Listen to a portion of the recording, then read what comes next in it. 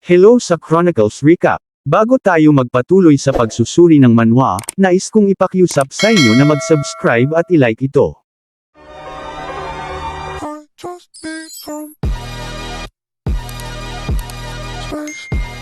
Sa isang eksena, paggabi na sa daan dahil pauwi na sila Roman, malungkot pa rin sina Kevin at Chris sa mga nangyaring gulo sa lugar ng barko. Humihingi ng paumanhin si Kevin sa young master niya dahil sa kanya ay iniinsulto siya. Habang humingi rin ng tawad si Chris dahil sa hindi pagtulong sa mga nangyaring gulo habang ang pangalan ng pamilyang Dimitri ay pinapahiya at si Kevin ay sinasaktan.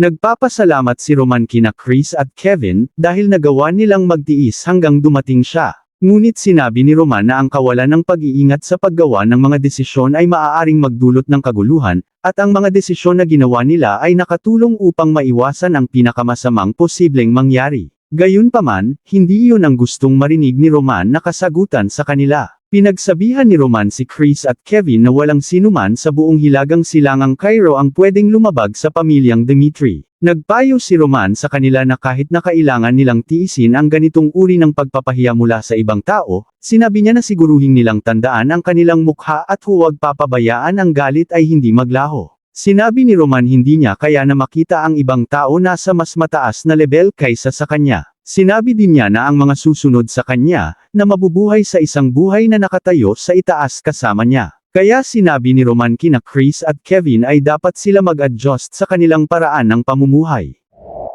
Kinaumagahan sa palasyo ng Dimitri, ibinigay ni Hans ang hiningi ni Roman na impormasyon tungkol sa pamilyang Barko, na hinihiling niya mula sa guild ng Black Moon. Sinabi ni Hans na ayon sa guild ng Black Moon, kamakailan ay may ginagawa ng hindi pangkaraniwan ang pamilyang Barko. Dahil doon, binasa ni Roman ang lahat ng nakalap nilang impormasyon.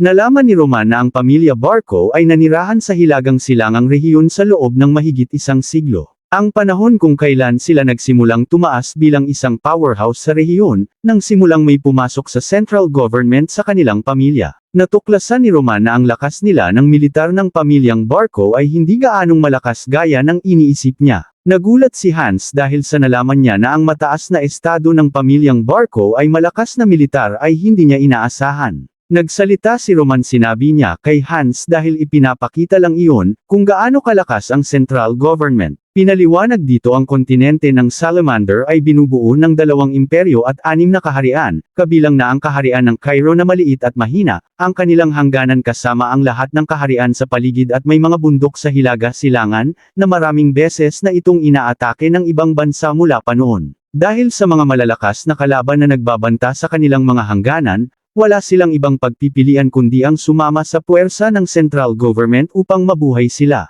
Dahil doon, ang natural na lakas ng kapangyarihan ng central government ang kanilang awtoridad ay kailangan sumailalim sa military service. Pero kung isang maharlikang pamilyang ay tumangging sumailalim sa military service, sila ay itinuturing na mga rebelde. Pagkatapos nilang pigilan ang mga rebelde at ang lupa ay kukunin bilang pag-aari ng kaharian, ang mga kapitbahay na mga lord na tumulong sa pagsubok ay bibigyan ng bahagi ng lupa. Ang natitira ay ibinibigay sa isang bagong maharlikang aristocrat na masunurin sa central government. Sinabi ni Roman ang ganun sistema ay naimpluwensyahan ng pamilyang Barko ang tunay nilang lakas sa pamamagitan ng kanilang koneksyon sa central government. Si Hans naman ay hindi makapaniwala sa ganoon nangyaring sitwasyon. Nalaman ni Roman ang pamilyang Barko kung paano sila nakakuha ng napakalaking utang mula sa Gold Bank. Inakala nila na ang pamilyang Barko ay kumuha ng utang sa Gold Bank na may pangakong babayaran. Ito nang mayroong tiyak na kapalit. Ang perang kanilang nakuha ay ginagamit para sa kumpanyang Burge Mercenary. Ang Burge Mercenary na kumpanya ay binubuo ng mga 100 mandirigma na may pangunahing leader na si Burge, na isang A-rank na mandirigma. Ito ay isang grupo na pangunahing tumatanggap ng bayad sa paglahok sa mga labanan sa pagitan ng mga teritoryo. Naalala ni Hans kamakailan lamang ay nagpataw ng military service ang teritoryo ng Barko sa kanilang mga tao, inaasahan niya na aatakihin nila ang teritoryo ng Lawrence sa loob ng kalahating buwan. Kaya nalaman ni Roman na tapos na ang paghahanda ng pamilyang Barko. Tinanong ni Hans kay Roman sa digmaan ng Barko at Lawrence ay malamang na ang pamilyang Lawrence ay hindi magtatagumpay sa digmaan, kahit na depensahan nila ang teritoryo nila laban sa pamilyang Barko, sila ay maaaring tumagal lamang ng 1 buwan. Biglang naalala ni Roman ang sinabi niya kay Anthony Barko na hindi siya makikialam patungkol sa pamilyang Lawrence. Sinabi ni Roman na hindi niya pwedeng pabayaan ang pamilyang Barco ngayong sila'y ay pinagbabantaan siya. Pero sinabi ni Roman na wala silang problema sa pamilyang Barco kahit na tumaas ang kanilang puwersa, dahil wala pa rin silang laban sa pamilyang Dimitri. Sinabi ni Roman na ang pagpapatupad sa kanila ay isang simpleng gawain lamang kung gagamitin niya ang lakas ng pamilya niya, ngunit sinabi niya kung gagawin niya iyon ay magiging walang kabuluhan lang. Alam ni Roman ang katotohanan ng pamilyang Dimitri ay isang dating karaniwang pamilya lang dati, at ang mga Maharlika galing sa hilagang silangang rehiyon ay hindi tinuturing si Roman Dimitri na hindi banta sa kanila. Iniisip ni Roman kung anong dapat niyang gawin upang matulungan siya. Ito ang isang pagkakataon na umangat sa mas mataas na level, tulad ng dati. Dahil doon sinabi niya kay Hans na kailangan niya makita ang tatay niya dahil mayroon siyang kailangan gawin. Sinabi ni Roman na panahon na upang kunin ang pera na ipinangako niya sa kanya noong huli. Sa kabilang eksena, sa palengke ng Dimitri, nagugulat ang mga tao sa nakikita nila. Dahil nakita nila ang isang tao na isang mercenary na puno ng dugo sa kanyang katawan. Hinubad ng mercenary ang helmet niya, nagpakilala siya. Si Lucas na isang mercenary B-rank, sinabi ni Lucas na walang pinagbago sa teritoryo ng Dimitri ng kahit kaunti. Pumunta si Lucas sa isang blacksmith para ipaayos niya ang mga kagamitan niya. Tinanong siya ng matanda ng isang blacksmith na si Lucas kung nahirapan si Lucas na makipaglaban. Naiinis si Lucas dahil sinabi niya sa matanda na halos na masawi siya sa loob ng battlefield dahil sa mga kasamahan niya na hindi nag-iisip. Tinanong ng matandang blacksmith kay Lucas ang kalidad ng gamit niya ay hindi gaanong maganda kaya tinanong niya kung saan niya ito binili. Nadismaya si Lucas dahil sinubukan niya ang isang tindahan na ito sa unang beses niya, halos mawalan siya ng buhay dahil lang dito. Sinabi ng matandang blacksmith ang mga paggawa ng bakal dito at produksyon ng kagamitan ng Dimitri ay ang pinakamahusay sa pinakamahusay ng paggawa ng gamit, kaya nagalit ang matanda kay Lucas dahil minamaliit sila. Dahil doon pinagkatiwala na lang ni Lucas ang mga gamit niya sa matandang blacksmith. Sinabi naman ng matanda na aayusin niya lahat ng gamit niya, at nangangailangan siya ng maraming oras para maayos niya ng mabuti ang gamit ni Lucas. Si Lucas ay gusto muna magpahinga sa teritoryo ng Dimitri dahil pagod na siya. Dahil masama ang pakiramdam niya at pagod na siya sa loob ng labanan kaya aalis na muna siya. Nakita ni Lucas ang mga tao na may pinagkakabalaan. Tinatanong ni Lucas bakit nagtitipon sila sa isang lugar. Inaakala ni Lucas na may digmaan o kung ano. Hindi niya gustong tanggapin ang anumang trabaho dahil pagod na siya, ngunit hindi niya mapigil ang maging mausisa. Kaya pumunta muna si Lucas kung saan tumitingin ang mga tao. Nakita ni Lucas ang anunsyo sa pader na nangailangan sila ng serbisyo. Ang mga kinakailangan para maging private soldier. Mga kinakailangan nila na may malusog na pangangatawan at mayroon pagnanasa na maging malakas. Ang bilang na kinakailangan nila ay hanggang 30 na katao. Ang magiging sahod nila ay 8 silver per month. Iniisip ni Lucas na ang buwanang halaga ng pamumuhay para sa isang pamilyang may 4 na miyembro ay humigit kumulang 5 pilak sa karaniwan, kaya hindi ito masama kahit na isinasaalang-alang nila ang panganib sa buhay nila. Sinasabi dito na may espesyal na kondisyon na para sa kanila ay magiging bahagi lamang sila ni Roman Dimitri at hindi ang pamilyang Dimitri. Isaisip nila dapat ang katotohanan ito, at mag-apply lamang kung handa silang ibuwis nila ang buhay nila para kay Roman Dimitri. Sinabi ng matanda kay Lucas na huwag na niyang isipin mag-apply dahil daan-daang na ang siguradong nag-apply na. Sinabi ni Lucas sa matanda na hindi siya mag-a-apply, sinabi niya na kahit na ganito ang itsura niya, siya ay isang B-rank warrior. Sinabi ni Lucas sa matanda na kailangan niya ng hindi bababa sa 50 silver kada buwan upang pag-isipan niya na bumuo ng katapatan sa isang maharlika. Biglang naisip ni Lucas ang sinabi ng matanda sa kanya. Dahil narinig niya ang daan-daang mga tao na nag-a-apply para maging private soldier, sinabi niya sa matanda kung may halaga ba talaga iyon. Sinabi ni Lucas na kahit gaano kaganda ang mga kondisyon ni Roman, hindi ba't si Roman Dimitri ay isang tanga ng mga Dimitri. Dahil sinabi niya na walang nakakaalam sa kung anong uri ng pagsubok na mararanasan nila sa pagiging sundalo mula kay Roman Dimitri. Dahil doon sinabi ng matanda kay Lucas dahil siya ay tagalabas, siya ay walang alam tungkol sa young master nila na si Roman ay hindi na siya tulad dati. Kinuwento ng matanda kay Lucas kung paano winasak ni Roman ang grupo ng Blood Fangs, at dahil trinitroto niya din ni Roman ang mga tao ng tama. Sinabi ng matanda na hindi rin sila naniniwala sa una. Pero nagkaroon siya ng pagkakataon na marinig ang sinabi ni Clark. Tinanong ni Lucas kung sino si Clark. Pagkatapos maging tauhan ni Roman ang anak ni Clark. Ang pamumuhay nila Clark sa buhay ng kahirapan ay nagbago dahil kay Roman Dimitri. Iniisip ng matanda kung sino ang anak ni Clark na lalaki. Nalala ni Clark na iyon si Kevin, makikita natin si Kevin na bumili ng tinapay sa isang tindahan. Sa ibang eksena paggabi na sa palasyo ng Dimitri. Naguguluhan si Kevin dahil sinabihan siya ng young master niya na magbakasyon na muna. Sinabi ni Roman kay Kevin simula bukas, makakatanggap na si Kevin ng bakasyon ng 3 araw, at sinabi niya na kailangan din niya magpahinga sa pagsasanay niya, dahil si Kevin ay masipag magsanay kaya sinabi ni Roman na kailangan niya mag-enjoy kasama ang pamilya niya. Kinaumagahan sa tinitirhan ni Kevin, hindi sanay si Kevin na magbakasyon kaysa magsanay. Iba ang pakiramdam ni Kevin dahil matagal na niya hindi nakikita ang pamilya niya pagkatapos niyang pumunta sa kastilyo ng Dimitri. Iniisip ni Kevin kung anong ginagawa ng pamilya niya ngayong. Biglang tinawag siya ni Hans. Tinanong ni Hans kay Kevin kung pupunta si Kevin sa pamilya niya na ganyan ang suot niya matapos ang matagal niyang pagkawala. Sinabi ni Hans kay Kevin na may inihanda ang young master nila na may malinis na damit para kay Kevin bilang pamalit sa damit niya. At sinabi ni Hans kay Kevin na huwag niyang kakalimutan ni Kevin na magdala ng pera para bigyan ng pasalubong ang kanyang pamilya. Si Kevin ay makakatanggap ng 30 silver ngayong buwan.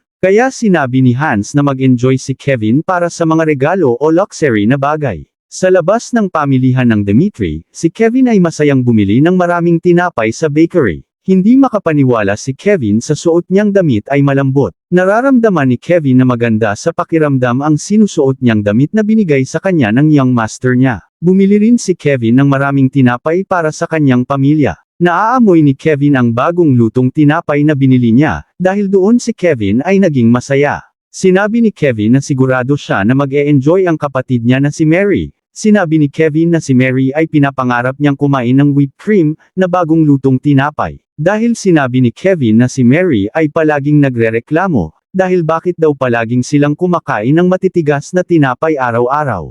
Kahit ganun, sinabi ni Kevin na kahit hindi siya nakabili ng bagong lutong tinapay na para kay Mary, kahit na isang beses, dahil ang bagong lutong tinapay ay ibibigay niya sa kanya. Isang flashback na hindi maganda ang nangyari, hinahanap si Clark ng grupo ng Blood Fangs. Ang pamilya ni Kevin ay takot na takot sa grupo ng Blood Fangs dahil sila ay ginagamitan ng karahasan. Naging seryoso bigla si Kevin dahil sinabi ni Kevin na siya ay magiging mas malakas sa ilalim ng gabay ng young master niya. Nakarating na si Kevin kung saan nakatira ang pamilya niya. Nagulat si Kevin sa nakita niya. Dahil nakita niya ang nanay niya na masayang uminom ng inumim at ang tatay niya na masayang kumakain at ang kapatid niya ay masaya din na inaalagaan ang hardin nila. Hindi makapaniwala si Kevin sa nakikita niya kung anong mundo ang nakikita niya dahil nakikita niya ang pamilya niyang masaya. Inaakala ni Kevin na sinabihan siya na pumunta sa labas ng palasyo, inaakala niya doon pa din sila nakatira pero sa halip na sa bagong tirahan sila. Dahil doon napansin siya ng kapatid niyang babae at pati na rin ang tatay niya at nanay niya. Kinabigla ng buong pamilya ni Kevin ang pagdating ni Kevin sa kanila. Binati si Kevin ng pamilya niya dahil matagal silang noalay sa kanila, natuwa ang nanay niya at tatay at ang kapatid niyang babae. Tinanong ni Kevin sa nanay niya kung saan nanggaling ang bahay nila. Sinabi ng nanay niya na hindi lang yun, pati ang mga tao mula sa kastilyo ay tumulong sa kanila sa pag-aayos ng lahat ng kinakailangan nila. Nararamdaman ng pamilya ni Kevin ang tunay na kasiyahan sa buhay ng mga nakaraang araw sa bagong bahay nila. Nakita ni Kevin ang mga salitang binitawan sa kanya ni Roman noong chapter 12 na si Roman na bahala sa pamilya ni Kevin. Napaluhan na lang bigla si Kevin at nagpasalamat din siya dahil sa magandang nangyayari sa kanila.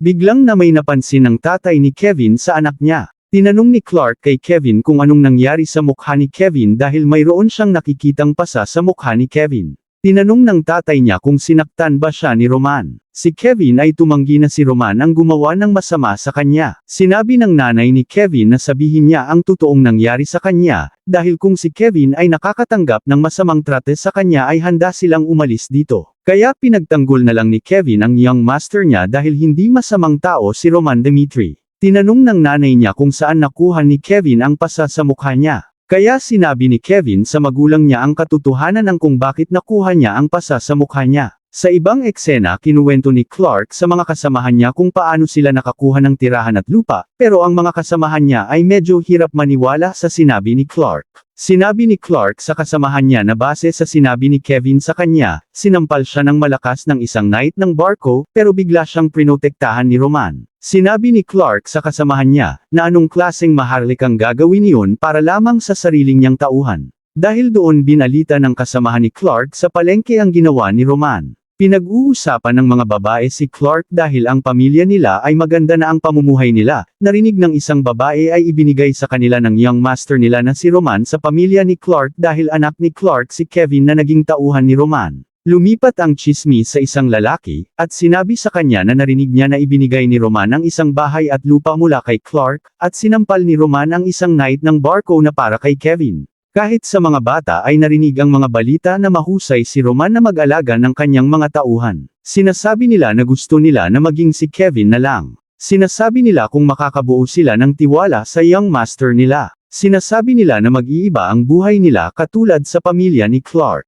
Kumakalat na ang balita tungkol sa pamilya ni Clark na sinabi nila na kung magkakaroon sila ng bagong buhay dahil kay Roman. Balik sa kasalukuyan, pinaliwanag ng matanda kay Lucas kung anong nangyari kung bakit maraming nagdagsaan ng mga tao, para mag-apply para maging private soldier. Hindi alam ni Lucas kung anong nangyayari sa mundo, dahil nalaman ni Lucas na linigpit ni Roman ang grupo ng Bloodfangs at sa insidente sa social party. Nagtataka si Lucas na baka posibleng nasa likod dito ay si Roman. Nakilala ni Lucas si Roman Dimitri dati, sinabi ni Lucas na hindi gagawa ng ganyang bagay si Roman. Dahil nakita ni Lucas si Roman kung paano siya nag-aalboroto sa isang kasino pagkatapos niyang mawala ang lahat ng kanyang pera, nung 2 taon na ang nakakalipas. Dahil doon nakapagdesisyon na si Lucas na gusto niyang kumpirmahin ng sarili niya kung si Roman ay nagbago na. Kinagabihan sa palasyo ng Dimitri, nag-uusap sila Baron Romero at si Captain Jonathan, tinatanong ni Baron Romero kung kamusta ang paghahanda para sa pagtanggap sa private soldier ni Roman kung maayos ang proseso. Sinabi ni Jonathan na magbibigay lamang sila ng minimum na bilang ng mga sundalo para sa regulasyon ng pagpasok sa pagiging private soldier, at si Lord Roman ang mga ngasiwa sa pangkalahatang proseso sa pagtanggap ng mga tao. Hindi na malaya ni Baron Romero kung gaano nakarami ang oras na nakalipas ang panahon. Sinabi ni Jonathan kay Baron Romero, sinabi niya kung babawiin niya ba ang sinabi niya. Tinanong niya kung okay lang sa kanya na magkaroon ng private soldier si Roman.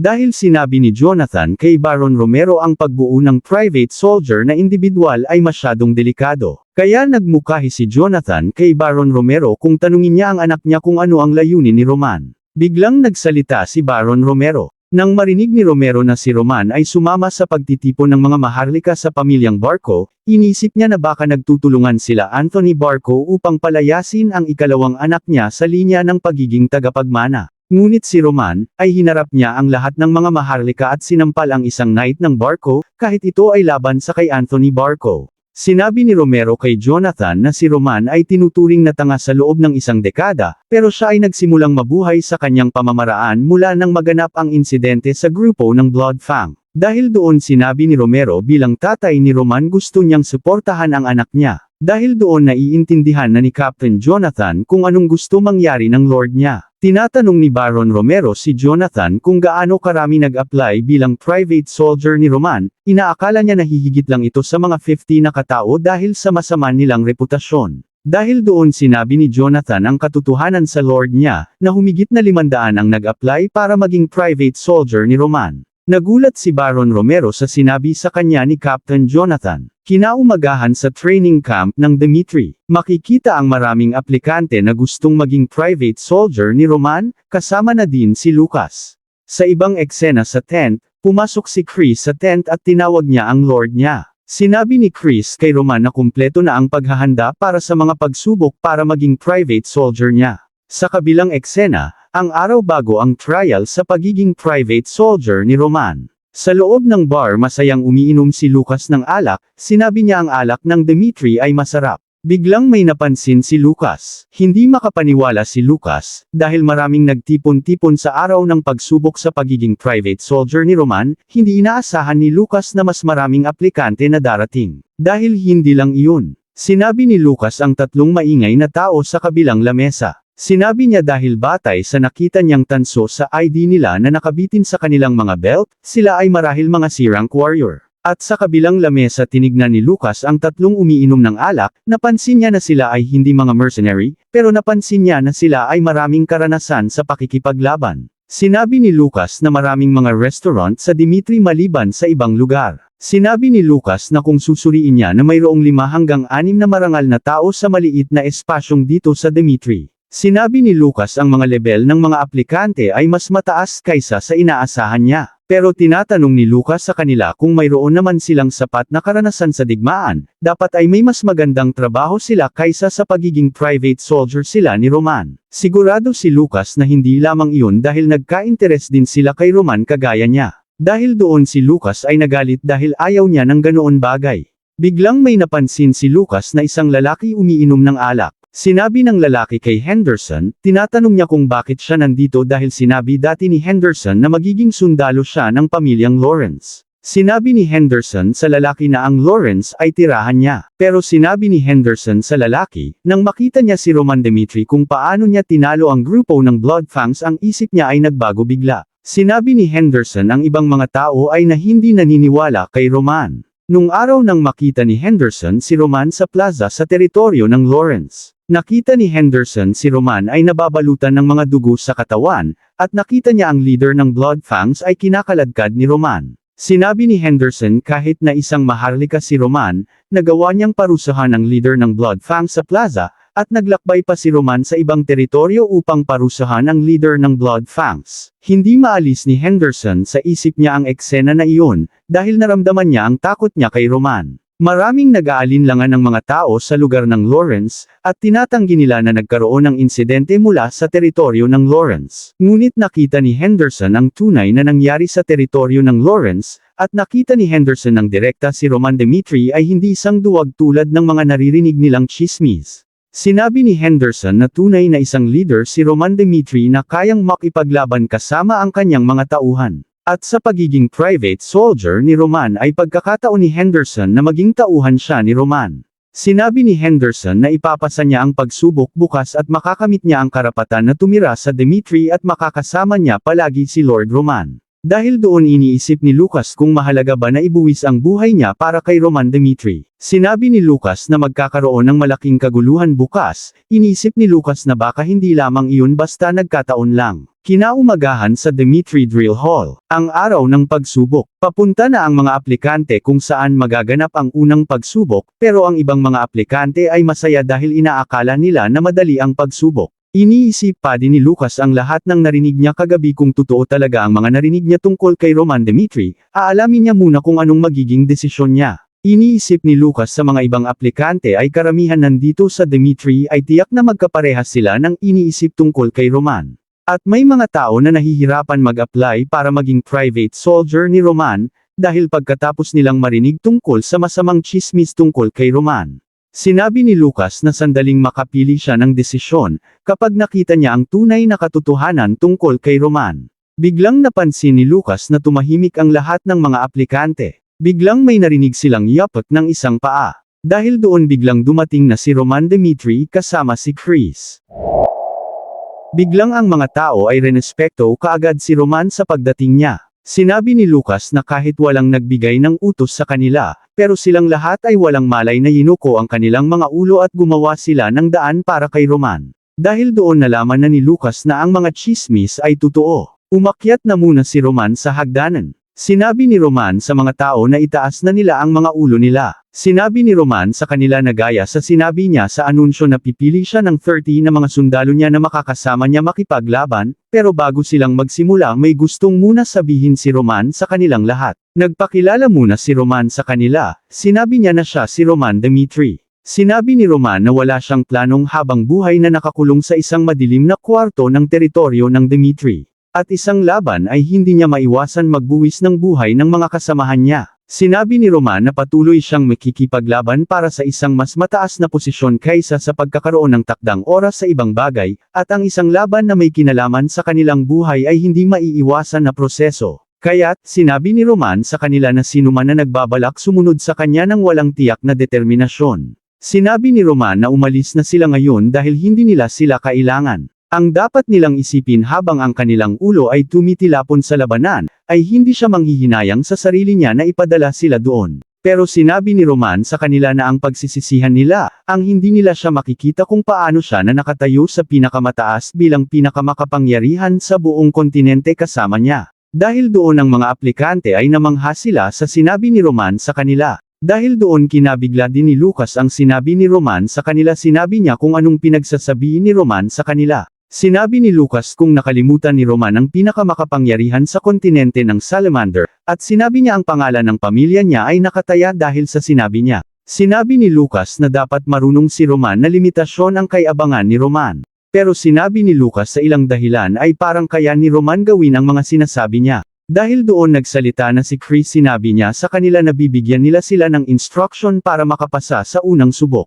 Sinabi ni Chris na ang unang pagsubok ay madali lang, kailangan lang nila tumayo sa itatalaga nilang lugar, at sinabi niya na isang archer ay papatamaan sila ng 3 beses na palaso. Sinabi ni Chris sa kanila, ang palaso ay maaaring halos maglapat lang sa kanila, o kaya magtamo sila ng maliit na pinsala, at maaari itong tumama sa plate sa likuran nila, o matamaan sila ng direkta sa katawan at magdulot ng malubhang pinsala sa kanila. Sinabi ni Chris ang mga tao na hindi gumagalaw kahit isang hakbang habang pinapaputok ang 3 palaso.